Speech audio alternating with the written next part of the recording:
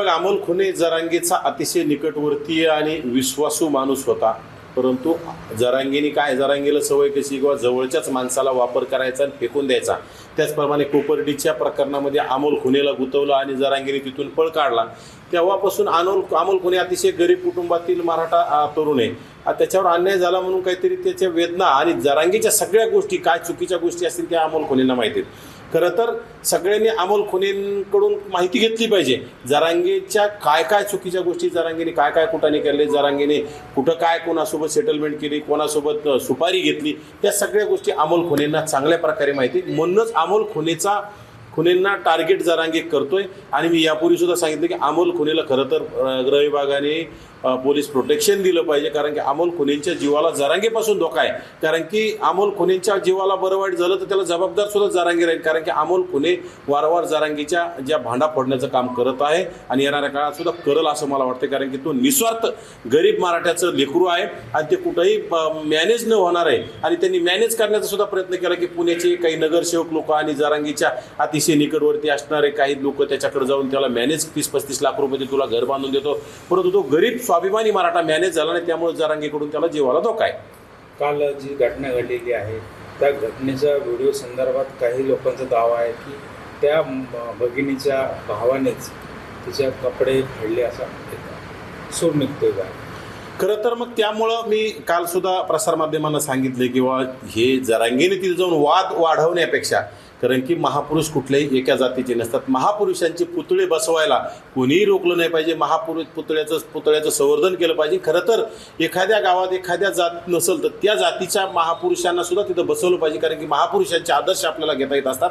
परंतु ठीक आहे, काही लोकांनी तिथं महापुरुषांच्या ते छत्रपती शिवरायांच्या पुतळ्याला विरोध केला असेल तर त्यांच्यावर कारवाई झाली पाहिजे, केली. आणि काही लोक राहिले असेल त्याला अटक बी होईल, काहीला झाली. परंतु त्याच्यामध्ये जाती राजकारण करून आपली पोळी भाजण्याचा जरांगेचा प्रयत्न आहे. आणि राहायला विषयी कपडे कोणी फाडले तर ते गृह विभागाने तिथं कसून चौकशी केली पाहिजे. गृह विभागाने तिथले CCTV असतील, कॅमेरे असतील, सगळ्या गोष्टीचा तपास केला तर नक्की दूध का दूध आणि पाणी का पाणी बाहेर येईल. आणि विनाकारण याच्यामध्ये वंजारी समाजाला टार्गेट करणं, आणि माझं मत आहे वंजारी समाजाचे जे काही दोषी लोक असतील त्याच्यावर कारवाई होते ना. परंतु जे लोक दोषी नाहीत त्यांना दोषी धरायचं आणि त्या पूर्ण राज्यातील वंजारी जातीला टार्गेट करणं हे जरांगेला खरं तर माझ्या मते आता जरांगेचं टार्गेट आहे दंगल 2. कारण की आंतरवाली सराटीच्या दंगलीतून जरांगेचं नेतृत्व उभं राहिलं.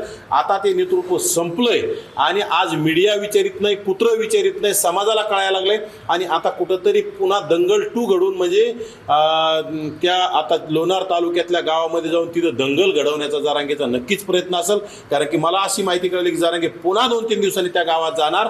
जरांगेचं षड्यंत्र मोठं असू शकतं. त्यामुळं गृह विभागाने जरांगेवर विशेष लक्ष ठेवावं. आणि याच्यामध्ये जर दंगल घडली तर जरांगेला तात्काळ अटक करून जरांगेला बिनभाड्याच्या खोलीत टाकावं जरांगेच्या मुस्काळ्या तोपर्यंत.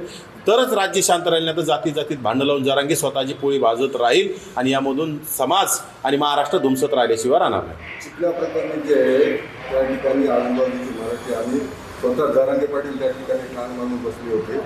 त्या ठिकाणची OBC जी आहे ती पळून गेली.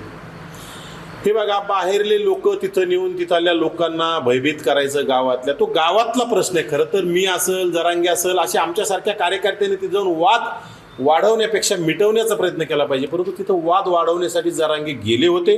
आणि जरांगेनी फक्त आता पाठीमागं बी त्याच प्रयत्न पोलीस प्रशासनावर दगडफेक केली. आंतरवाली सराटीत अधिकाऱ्यावर, महिला पोलीस अधिकाऱ्यावर दगडफेक केली. पण इथं आमच्या महिलांना मारलं म्हणायचं. तसा सुद्धा इथं प्रकार काय असतोय हे गृह विभागाने तपासला पाहिजे. जर त्या खरोखरच ज्या महिलेचे पुरुषांनी कपडे फाडले असतील किंवा वंजारी समाजाच्या पुरुषांनी त्यांच्यावर कठोर कारवाई झाली पाहिजे. परंतु विनाकारण भुई म्हणून साप बडवण्याचा अर्थ नसतो. त्याच्यासाठी गृह विभागाने कसून चौकशी केली पाहिजे. आणि जरांगेला विनाकारण राजकारण करण्यासाठी संधी देऊ नये.